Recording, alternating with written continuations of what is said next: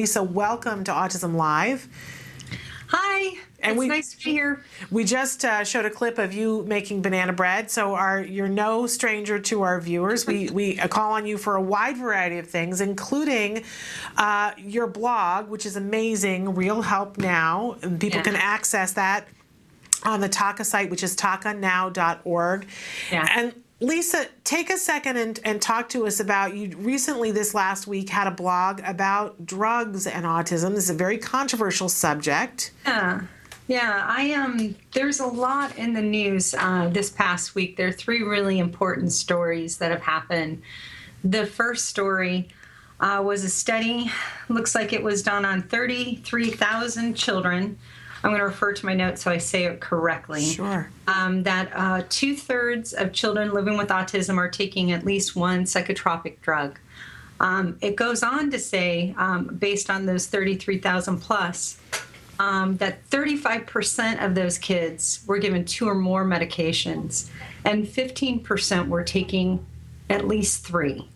And I mean, let that just sink in. Yeah. We can't take lightly psychotropic drugs. There's no long-term studies on this on children, and this study was on children, kids under the age of 18.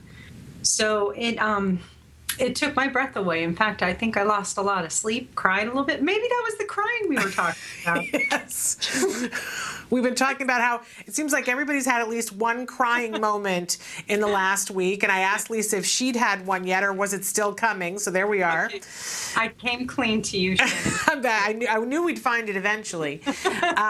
But not only is this an issue, and I want to talk with you more about this, but we hear a lot on this show that people are writing in saying that their child is taking some form of risperidol or risperidone, or and you've got a blog that's going to be coming up in the next couple of days that involves that particular drug.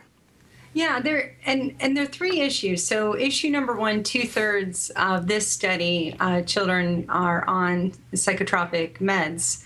The second news story that came out was Children's Hospital of Philadelphia, CHOP for short, basically announced, let me say this correctly, they will be the first U.S. children's hospital to ban dietary supplements from their pharmacy. And this literally was released within hours of the original study by 2/3 on psychotropic meds. And my heart sank again. It's kind of a double hit for families that, are the only options drugs? Yeah. And I don't even want to make a joke, and normally I would, but I can't. And what I found the most interesting is in the physician's desk reference, which is the Bible for all physicians to refer to conditions and treatments for individuals. And there were dozens and dozens of different conditions that supplements are in the physician desk reference as the remedy to those conditions. And just to say a few, iron and vitamin B and vitamin D deficiency, which is often, quite frankly, found in autism, is listed. Zinc for people who have different stages of wounds in the hospital. C. diff, Clostridium I can't even. I'll just stop right there. C. diff for short. Probiotics, Flora Q is treated or used as a treatment. Mitococktails, which includes supplements, is used for mitochondrial disease and dysfunction. Magnesium is recommended for heartburn and constipation. I mean, and the list, I've got a long list, and I feel like parents maybe be painted in the corner with some of our folks out there that are helping us or trying to help us, that, here are the 2 drugs you can take for autism, risperidol and Abilify. And no, you can't have these supplements. And I can see where CHOP's coming from one aspect. Supplements are not monitored by the FDA, but we know there are a lot of quality resources and tests and things that we can look at to ensure that families are getting a high quality and what's truly on the label. And further, the FDA, what is it?